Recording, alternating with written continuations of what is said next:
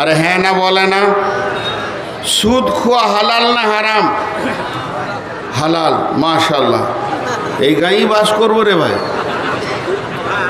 আপনি এগুলো শিখাচ্ছেন নাকি? দেখেন ভালো মৌলবি পেয়েছেন আপনারা। সুদ খোয়া, সুদ খোয়া হারাম। তো সব থেকে বড় সুদখোরের নাম হচ্ছে হজরতে আব্বাস রাদিয়াল্লাহু তাআলা আনহু, রসুলের নিজের চাচা। আরবে এত বড় সুদখোর আর কেউ ছিল না, বুঝছেন? কিন্তু হজরতে আব্বাস যখন কালেমা পড়লেন, নিজেকে পবিত্র করতে গেলেন, রাসূলুল্লাহ সাল্লাল্লাহু আলাইহি সাল্লামের কাছে তৌহিদের পানিতে গোসল করতে গেলেন, তো উনি আল্লাহ রসুলের কাছে কালেমা পড়লেন, আশহাদু আল্লা ইলাহা ইল্লাল্লাহু ওয়া আশহাদু আন্না মুহাম্মাদান আবদুহু ওয়া রাসূলুহু। কালেমা পড়া হয়ে গেল। কালেমা যে শেষ হয়ে গেল, বিশ্বনবী ঘোষণা দিয়ে দিলেন, ও আরবের মাটির লোক, আমার চাচা এতদিন বেঈমান ছিল, সে সুদের ব্যবসা করেছে, আজকে সে কালেমা পড়ে নিয়েছে, আর আমার চাচা সুদ খাবে না এমন গোসল করেছে, আর ময়লার সঙ্গে নিজেকে মিশাবে না। অতএব তোমরা যারা আমার চাচার কাছে টাকা ধার নিয়েছো সুদের ওপরে, তারা আজ থেকে শুনে নাও, তোমাদেরকে আর সুদ লাগবে না, শুধু আসলটাই দিলে হয়ে যাবে। এই ঘটনা যখন বিশ্বনবী বলে দিলেন আরবের লোককে, তখন একজন দৌড়ে গিয়ে বলছে, ও আব্বাস, তুমি কি বড় লস করলে আব্বাস, তোমার ভাতিজা, তোমার ভাইপো, তোমার ভাস্তা এমন ঘোষণা করে দিল মজলিসে, আমার চাচার আর সুদের টাকা লাগবে না, তোমার তো লাখ লাখ টাকা লস হয়ে গেল। হযরত আব্বাস যে ঘোষণা দিতে, ও আরবের লোক শোনো, মক্কার লোক, মদিনার লোক শোনো, আমি এতদিন বেঈমানি জগতে ডুবেছিলাম, মুশরিকের চেম্বারে ডুবেছিলাম, এত জঘন্য জায়গায় ডুবেছিলাম, ওই জন্যে আমার হাতে পায়ে যেমন পায়খানা পেশাব লাগে, সুদ মদ সবই লেগেছে। আজকে আমি তৌহিদের পানিতে গোসল করে নিজে পবিত্র হয়ে গেছি, আর আমার গায়ে ময়লা নাই, এক তিল ময়লা নাই, আমি পরিষ্কার হয়েছি। আমার ভাতিজা আমাকে পরিষ্কার করে দিয়েছে, পূর্বের গুনাহ আমার মাফ হয়ে গেছে, আমার গায়ে একটা কলঙ্কের দাগ নাই। তো আমি আল্লাহ পেয়েছি, রসুল পেয়েছি, পবিত্র দিন পেয়ে গেছি। এই খুশিতে আমার ভাতিজা যে ঘোষণাটা করেছে সুদ লাগবে না, আসলটা লাগবে, যোগ্য ভাতিজা ঠিক কথা বলেছে, তবে আমি আর একটু অফার দিছি, আমি আসলটাও মাফ করে দিলাম। ঈমান আনার সঙ্গে সঙ্গে কাজ কেমন? তাহলে বলেন, এদের সাবানটার ভিতরে কয়লা ছিল না, কাপড় কেচেছে, কাপড় সাফ। আর আমি নামাজি, আমি পরেশগার, আমি আলদাবাই, আমি মিথ্যা বলি, আমার সুদের ব্যবসা আছে, আমার এনজিও আছে, আমার অনেক গ্রুপের সঙ্গে টাকা দেওয়া আছে মা বোনেদের, অথচ ও নামাজি। আচ্ছা বলেন, ও পবিত্র আছে? সাদা কাপড়ে পেশাব পায়খানা সব কিছু লেগে আছে। আল্লাহ বলছে তুই ফেঁসে গেছিস, হয় পরিষ্কার সাদা হ, আর না হয় ময়লা নিয়ে থাক। আপনাদেরকে বোঝাতে পারলাম? আমি এতক্ষণ কি বুঝালাম? টোটাল আমার বক্তব্য আমি 1 ঘন্টা দিয়ে ফেলেছি। 1 ঘন্টায় আপনাদেরকে কি দিলাম? যদি এখন জালসাটা বন্ধই হয়ে যায় বা আমি মারা যাই, আগামী কাল সকালে আপনার বিআই আপনাকে ফোন করে বলবে, ভাই জালসাটা হলো? বলে হ্যাঁ হয়েছে। ভাই নূর মোহাম্মদ এসেছিল? বলে হ্যাঁ এসেছিল। তো মারাই গেল। তো উনি বক্তব্য রেখে গেছেন মাত্র 1 ঘন্টা। 1 ঘন্টায় আপনি কি পেয়েছেন? আপনি বলবেন আমি 1 ঘন্টাতে ওনার কাছ থেকে একটা জিনিস পেয়েছি, আল্লাহর কাছে যদি সফল পেতে হয় তো নাপাক হারাম থেকে নিজেকে বাঁচাতে হবে। যে হারাম থেকে বাঁচবে সে সফলতা পেয়ে যাবে। আর সফলতাটা কত গুরুত্ব, সফলতাটা কত গুরুত্ব, সফলতাটা কত গুরুত্ব, সফলতাটা কত গুরুত্ব। ওহি বন্ধ হয়ে গেছে, নতুন হাদিস তৈরি হচ্ছে না, কিন্তু আল্লাহর তরফ থেকে সফলতার ডাক প্রতিদিন 5 বার চলছে। চলছে কি চলছে না? এরা হ্যাঁ না বলে না। আর ওই বেটা ছেলেটি ওই দিকে দাঁড়িয়ে আছে, তোদের শাশুড়ি ওই দিকে আছে নাকি রে? বেয়াদবের দল, পানি খায় আছে বলে। বাস আর কতক্ষণ? 10 মিনিট নাকি? আমার কতক্ষণ? তার কতক্ষণ? ওগুলো বকেন না তো। আর কতক্ষণ? আমাকে তো দুটো কালেকশনও করতে হবে, সময়টা বলবেন তো সেরকম করে হবে। দেখেন উঠছেন কে? ওই মিয়া বইয়াজান, বাংলাদেশের ভাষা। জি বসেন বসেন। হ্যাঁ কি হলো? ওরা বসবে না, বসিয়েন না ভাই, হাতগুলো ধরে বলছি। যদি বসে যান তো আপনাদের মান সম্মান চলে যাবে, কারণ আপনার বাপ দাদারা জীবনে বসে নাই। ওই ওই মোবাইলওয়ালা তুই আগে বস। আর এখানে মোবাইলওয়ালারা এমন করে মোবাইল দিয়েছে,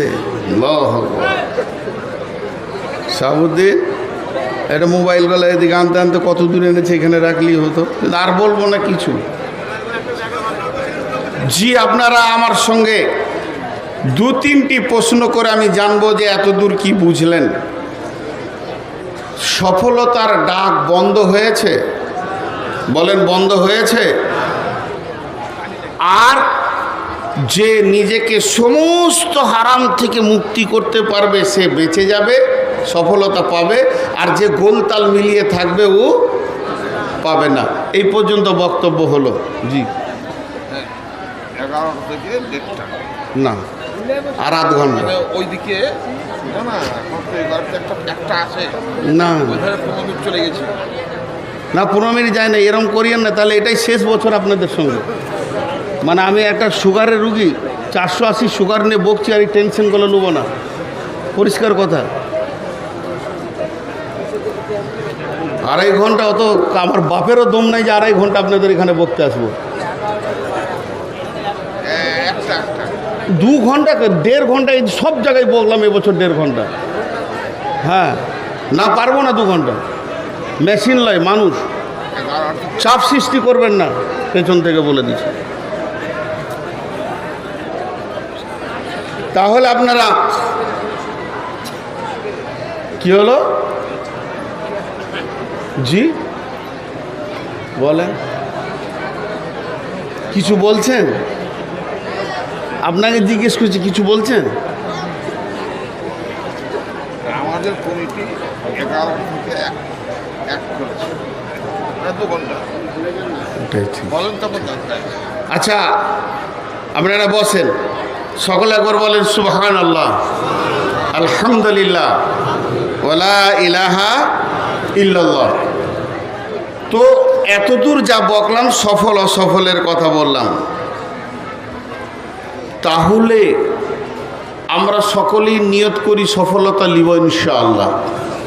মাঝে একটা দাওয়াত আপনাদেরকে দিই, 30 সেকেন্ডের মতো বা 1 মিনিটের মতো, এটা বক্তব্যের বাইরে। কারণ রাসূলুল্লাহ সাল্লাল্লাহু আলাইহি সাল্লাম রমজানের 6 মাস আগে থেকে দাওয়াত দিতেন এবং রমজানের প্রস্তুতি নিতেন। আমাদের রমজান আর খুব বেশি 28 দিন মতো আছে নাকি, 1 মাস নেই। তো সকলকে আমি রোজা রাখার দাওয়াত দিচ্ছি এবং আমিও রোজা রাখবো। আল্লাহ আমাদের প্রত্যেককে রোজা রাখার তৌফিক দান করুন।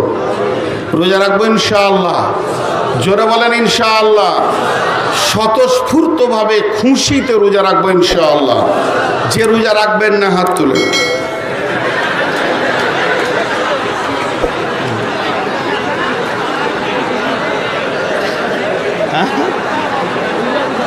উল্টা বুঝেছে।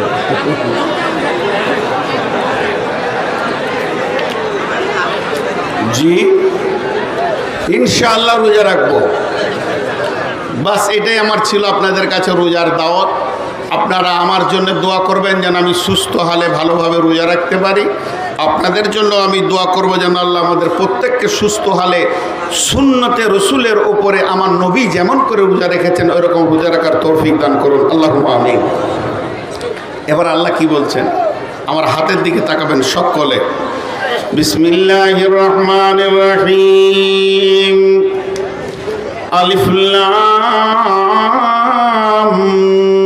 মিম যালিকাল কিতাবু লা রাইবা ফীহি হুদাল লিল মুত্তাকিন আল্লাযীনা ইউমিনুনা বিল গায়বি ওয়া ইউকিমুনাস সালাতা ওয়া মিম্মা রাযাকনাহুম ইউনফিকুন ওয়াল্লাযীনা ইউমিনুনা বিমা উনজিলা ইলাইকা ওয়া মা উনজিলা মিন ক্বাবলিকা ওয়া বিল আখিরাতি হুম ইউকিনুন। আল্লাহ কটা কথা বললেন? 8টা। কয়টা বললেন? সবাই বলি কয়টা বললেন? 8টা।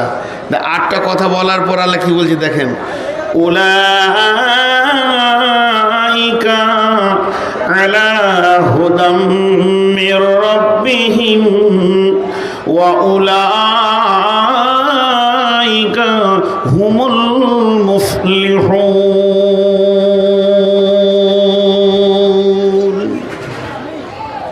এই 8টা গুণ যার ভিতরে আছে আল্লাহ বলছে এরাই আল্লাহর সঠিক পথে আছে এবং এরাই কামিয়াবি পাবে, এরাই সফল কাম হবে। কে বললেন? তাহলে আমাদের ভিতরে কটা গুণ থাকতে হবে? 8টা।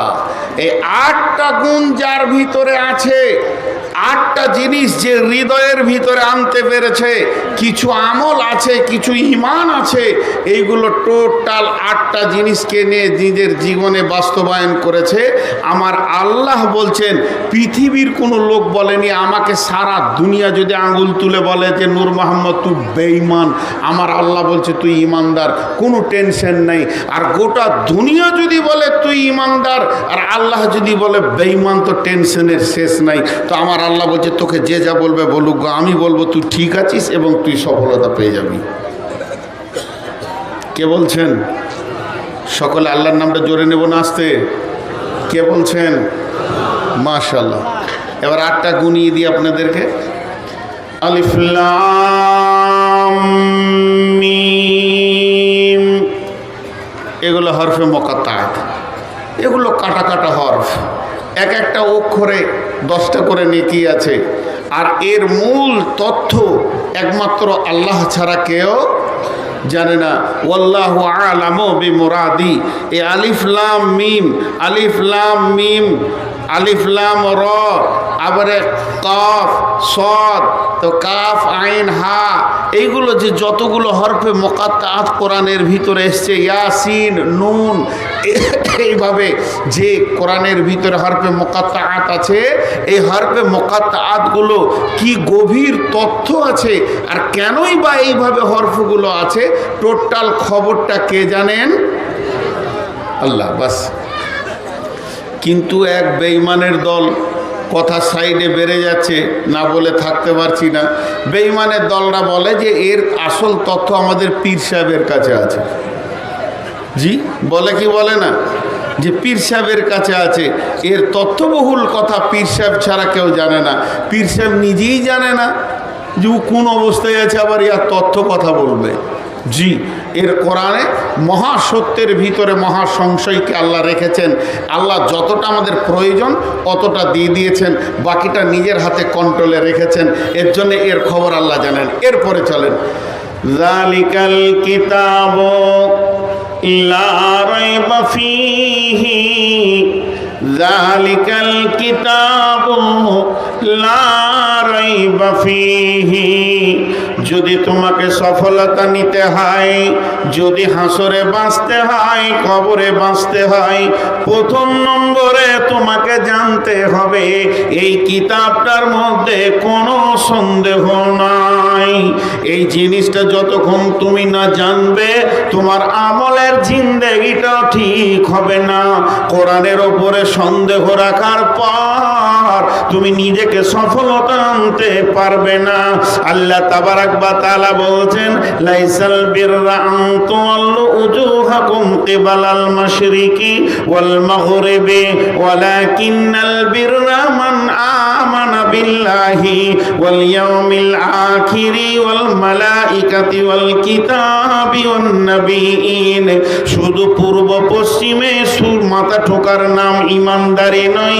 যদি তুমি প্রকৃত ইমানদার হয়ে নিজেকে বাঁচাতে চাও, আল্লাহর ওপরে ঈমান আনো, আখিরাতের ওপরে ঈমান আনো, ফেরেশতার ওপরে ঈমান আনো, কিতাবের ওপরে ঈমান আনো।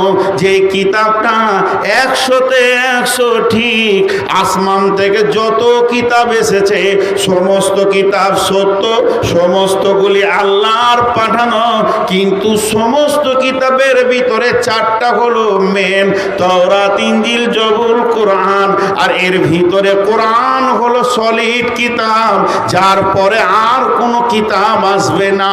আল্লাহ তাবারাক ওয়া তাআলা বলছেন, যালিকাল কিতাবু লা রাইবা ফীহি।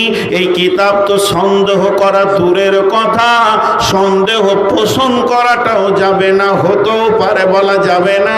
আল্লাহ তাবারাক ওয়া তাআলা বলছেন, ওয়া ইন কুনতুম ফী রাইবিম মিম্মা নাযালনা আলা আবদিনা ফাতু বিসূরাতিম মিন মিসলিহি ওয়াদউ শুহাদাকুম মিন দুনিল্লাহি ইন কুনতুম সাদিকিন ফাইন লাম তাফআলু ওয়া লাম তাফআলু ফাত্তাকুন নারাল্লাতী ওয়াকুদুহান নাসু ওয়াল হিজারাতু উইদ্দাত লিল কাফিরিন। তোদের যদি কোনো রকম সন্দেহ হয়, একটা কোরআন শরীফ নাই গো এখানে গো, ওইদিকে রয়েছে, একটা দেন। তোদের যদি সন্দেহ হয়, আল্লাহ চ্যালেঞ্জ দিচ্ছে, তোদের যদি সন্দেহ হয় তো গোটা পৃথিবীর জ্ঞান বিজ্ঞানী বসে যা, খালি আল্লাহকে বাদ দিয়ে যত বড় বড় গবেষণাগার আছিস তোরা বসে যাতে একটা ছোট্ট সূরা লিখে দেখিয়ে দে। আর চ্যালেঞ্জ ছিল, কিয়ামত পর্যন্ত চ্যালেঞ্জ থাকবে, এই কিতাবের একটা সূরার মতো সূরা লিখে দেখিয়ে দে। তোরা পারিসনি, পারছিস না, পারবিও না। আর তোদের ঠিকানা হবে জাহান্নামের ভিতরে। যদি আমার কোরআনকে নিয়ে বেশি বাড়াবাড়ি করিস তো তোদের ঠিকানা হবে জাহান্নামে। একটা সূরা লেখ, তোরা সারা পৃথিবীকে চ্যালেঞ্জ দিলাম, একটা সূরা লেখ, পারবি না। আরবিতে তো বড় বড় আলিম রয়েছেন, বড় বড় পণ্ডিত রয়েছেন, ডজন ডজন দিস্তা খাতাকে শেষ করে দিল লিখে। জি, কিন্তু একটা আলিম খালি বলে দেখ যে আমি কোরআনের মতো একটা সূরা লিখে দিতে পারবো, এ সাহস কারণ নাই। কারণ এ কোরআন আল্লাহর রচনা শৈলী, এখানে কারোর ক্ষমতা নেই। এর ওপরে পূর্ণাঙ্গ বিশ্বাস রাখতে হবে, বিশ্বাস রাখতে হবে। জি ভাই, এর আগে আপনাদের এই মাটিতেই একবার বলেছিলাম শিক্ষার উপরে বক্তব্য রেখে, আজও সেই উদাহরণটা বলছি। আচ্ছা বলেন, একটা কথা আপনাদেরকে জিজ্ঞেস করি, বিশ্বনবী লিখতে পড়তে জানতেন? লিখতে পড়তে জানতেন? জানতেন না। কেন? কেন ওনাকে আল্লাহ লেখাপড়া দিলেন না? পৃথিবীর সমস্ত জ্ঞান ওনার ভিতরে লোড করে দিলেন, কিন্তু অক্ষর দিলেন না, লিখতে পড়তে জানতেন না। লিখতে পড়তে যে জানতেন না তার অনেক দলিল আছে, কিন্তু আল্লাহ বলছে, হুয়াল্লাযী বা'আসা ফিল উম্মিয়িনা রাসূলাম মিনহুম, তোমাদের ভিতর থেকে আমি একজন উম্মি নবী দিলাম।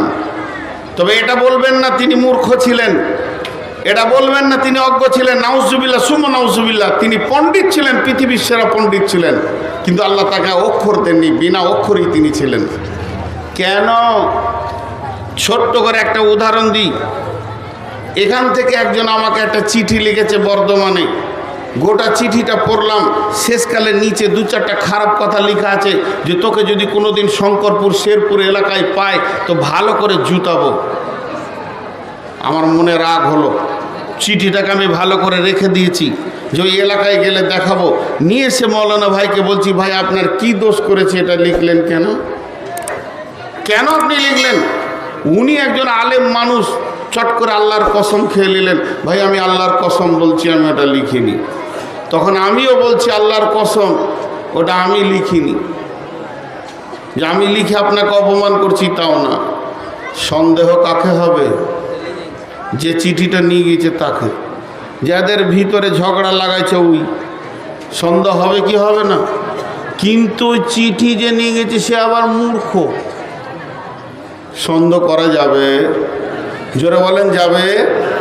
তা আল্লাহ তাবারাক ওয়া তাআলা বলছেন এই মহা সত্য চিঠিটা রে আমার গোলাম ও আমার বান্দা বান্দি, তোদেরকে আমি দিয়ে পাঠালাম, তোদের কাছে আমি পৌঁছালাম, কিন্তু যাকে আমি পিয়ন বানালাম তাকে মূর্খ করে দিলাম। এই জন্যে পৃথিবীর কেউ বলবে না যে নবী মুহাম্মদ সাল্লাল্লাহু আলাইহি সাল্লাম 2 কলম লিখে দিয়েছে।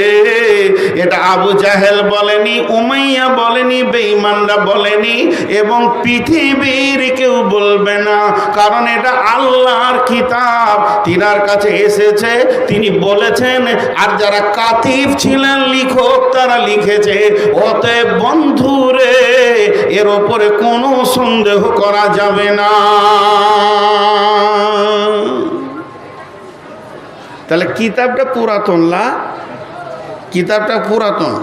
ক্বালা আসাতিরুল আউয়ালিন, বেঈমানেরা বলবে যেটা আগেকার কিতাব। জানেন কোরআন প্রতিদিন আপডেট, নতুন, প্রতিদিন নতুন। কেন? আল্লাহ বলছেন বিসমিল্লাহির রহমানির রহিম, ফিহা কুতুবুন কাইয়্যিমা, ফিহি কুতুবুন কাইয়্যিমা লাম ইয়াকুনিল্লাযীনা কাফারু মিন আহলিল কিতাবি ওয়াল মুশরিকিনা মুনফাক্কিনা হাত্তা তা'তিয়াহুমুল বায়্যিনা রাসূলুম মিনাল্লাহি ইয়াতলু সুহুফাম মুতাহহারা ফিহা কুতুবুন কাইয়্যিমা। এটা হলো প্রতিষ্ঠিতমূলক কিতাব। এটা এমন কিতাব যেদিন জন্ম নিয়েছে রসুলের জামানায় যে পাওয়ারটা ছিল, যে ক্ষমতাটা ছিল, একই ক্ষমতা আজও আছে। আর যেদিন পশ্চিম দিকে সূর্য উঠে পৃথিবী ধ্বংস হবে সেই দিনও একই ক্ষমতাতে থাকবে। এর আশ্রয়ে এর কাছে যদি কেউ হেদায়েতের উপকরণ নেয়, যেমন উমর আবু বকরকে রাস্তা দেখিয়েছেন ওই রকম আজও আমাদেরকে রাস্তা দেখাবে। অতএব এটা প্রতিষ্ঠিতমূলক কিতাব।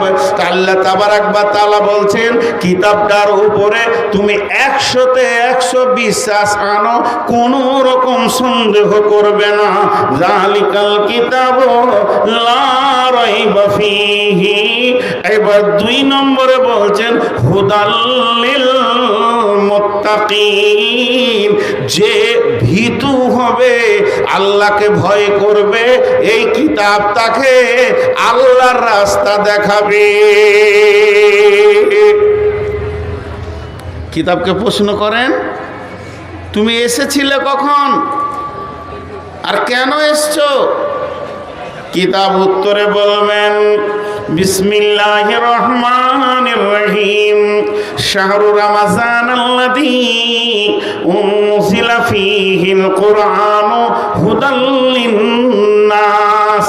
আমি রমজান মাসে এসেছি, রমজান মাসে নাজিল হয়েছি, রমজান মাসে আসতে শুরু করেছে। আমি এসেছি কেন না মানুষকে হেদায়েত দিব, এটা নয়, হেদায়েতের রাস্তা বলে দিব। হেদায়েতের মালিক হলেন আল্লাহ। হুদাল লিন্নাস, যে আমার কাছে আসবে তাকে আমি হেদায়েতের রাস্তা বলবো। কিন্তু হেদায়েত পাবে কে? আল্লাহর ভয় যার দিলে আছে, যার দিলে ভয় নাই সে হেদায়েত পাবে না। এর জন্য আল্লাহ বলছেন হুদাল্লিল মুত্তাকিন। আমাদের দ্বিতীয় গুণ, আমাদেরকে ভীতু হতে হবে। প্রথম নম্বর গুণ হচ্ছে কোরআনের বিশ্বাস রাখতে হবে, আর দ্বিতীয় নম্বর গুণ হচ্ছে আমাদেরকে হেদায়েত নিতে গেলে আল্লাহর ভয় থাকতে হবে। এবার একটা উদাহরণ দিব। আপনারা মুর্শিদাবাদের সীমান্ত এলাকার লোক, পাশেই বীরভূম, বেশি দূর নাই বীরভূম, তাই না? তো আপনারা বীরভূম সীমান্তের লোক, অতএব আপনারা আখ বলেন, আখ আখ না কুষার? জি আখ। তো একটা আখ আপনার হাতে ধরিয়ে দিলাম, আখটা ধরে আপনার বিশ্বাস যে এর ভিতরে মিষ্টি আছে, আছে না নাই? পাবেন কি করে? মিষ্টিটা নিতে গেলে লাগবে কি? দাঁত। যার দাঁত নাই ও মিষ্টিটা পাবে? একবার হ্যাঁ না বলেন। আমি বলছি না যে অন্য জায়গায় ঠুকে ঠুকে খানগা, উদাহরণ দিচ্ছি, যতটা বলছি অতটা বুঝেন। একটা দাঁতওয়ালার হাতে আখ, আর একজন দাঁত নাই তার হাতে আখ, এক হবে?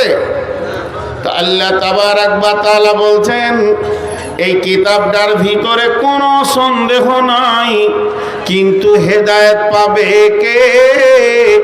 এই আখের ভিতরে মিষ্টি আছে, কোনো সন্দেহ নাই দুজনেরই, কিন্তু মিষ্টি পাবে কে? যার দাঁত আছে সে আখের ভিতরে মিষ্টিটাকে চুষে বের করে জান ঠান্ডা করে নেবে, পেট ভরিয়ে নেবে। কিন্তু যার দাঁত নাই, জানে যে এর ভিতরে সব কিছু আছে, লাভ তার হবে না। তেমনি গিরিশচন্দ্র সেন গোটা কোরআনের তর্জমা করলো, দাঁত ছিল না, হেদায়েত পেল না। যেহেতু গিরিশচন্দ্র সেনের কাছে আরবি ছিল, আরবি জ্ঞান ছিল, বাংলাতে তার তর্জমা করে দিল। কিন্তু বন্ধুরে, তার ভিতরে আল্লাহর ভয় ছিল না, এই জন্যে এত বড় মিষ্টি কিতাবকে সে তর্জমা করলো, কিন্তু তার জিভে একটুকু মধু লাগলো না। আর হযরতে ওমরের ভিতরে আল্লাহর ভয় ছিল, গোটা কোরআন তর্জমা করেননি। বিসমিল্লাহির রহমানির রহিম, ইন্নানি আনাল্লাহ লা ইলাহা ইল্লা আনা ফা'বুদুনি ওয়া আকিমিস সালাতা লিযিকরি। একটা আয়াত শুনলো ওমর, আর তার জীবনটা গোটা চেঞ্জ হয়ে গেল। ওরে এত মধুর জিনিস আর পৃথিবীতে কিছু নাই। কথার কি গাঁথুনি রে! আল্লাহ তার নিজের পরিচয় দিয়ে বলছে যে তোরা আমাকে স্মরণ করবি তো সালাত আদায় কর। একখানা আয়াতে এত মধু লেগে গেল ওমরকে। ওমর তার বোন আব্দুল্লাহ ভাইকে বলছে, চল চল চল, আমি যে নবীর মাথা নিতে এসেছি তার কাছে চল। আমি মাথা নিব না, বরং মাথা তাকে দিয়ে দিব রে। তার মানে হচ্ছে এই কিতাবের ভিতরে সন্দেহ থাকলে চলবে না। দ্বিতীয় নম্বর হচ্ছে আল্লাহর ভয় থাকতে হবে। যার দিলে আল্লাহর ভয় আছে, ও এই কিতাব থেকে হেদায়েতের রাস্তা খুঁজে পাবে। আর যার দিলে আল্লাহর ভয় নাই, ও এই কিতাবকে তর্জমা করে শেষ করে দিবে, কিন্তু হেদায়েতের রাস্তা পাবে না।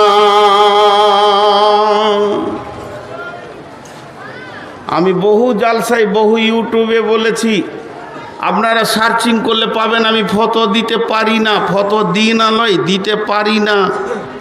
কেন পারি না? ইলম নাই, জ্ঞান নাই।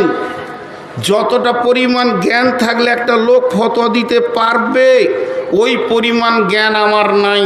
কিন্তু দুঃখ করে একটা কথা আপনাদের সামনে বলছি, যারা আমার এখানে আলিম আছেন তাদের আমি জুতা সুজা করা লোক। এটা আমার আনন্দের বিষয় যে আলিমগুলো আমাকে জুতা সুজা করতে দিচ্ছে, এটা আমার বিরাট সৌভাগ্য। আমার মতো গাধার জুতা সুজা করারও ক্ষমতা নেই। তারপরও একটা কথা বলছি, একই মাদ্রাসা থেকে আজকে কতগুলো ছেলেকে ফারেক করলেন আপনারা, মেহনত করে টাকা দিয়ে তাদেরকে পাস করিয়ে দিলেন। দেখবেন এর মধ্যে 20টা ছেলে আছে, তার মধ্যে 18টা ছেলে আল্লাহর ভয়ে দুনিয়া করছে, আর 2জন সুদে নেমে গেছে, আর কিছু করছে। কারণ ও আখ এনেছে, দাঁত নাই, মিষ্টি পায়নি। আলিম হওয়ার পরও পথভ্রষ্ট অনেকজন হয়ে যায়। তার কারণ কি, এই কদিন আগে ফেসবুকে দিয়েছিল একজন আলিম, আল্লাহ জানে তার কি আছে। আমাদের আপনাদের বীরভূমের একজন আলিম গলায় দড়ি নিয়ে মরেছিল। তো পরবর্তীকালে শোনা গেল যে আমরা হঠাৎ অবাক হয়ে গেছিলাম যে উনি আলেম মানুষ গলায় দড়ি নিলে কেন, হালাকে তা নয়, ঘটনাটা হচ্ছে মেন্টাল রুগী।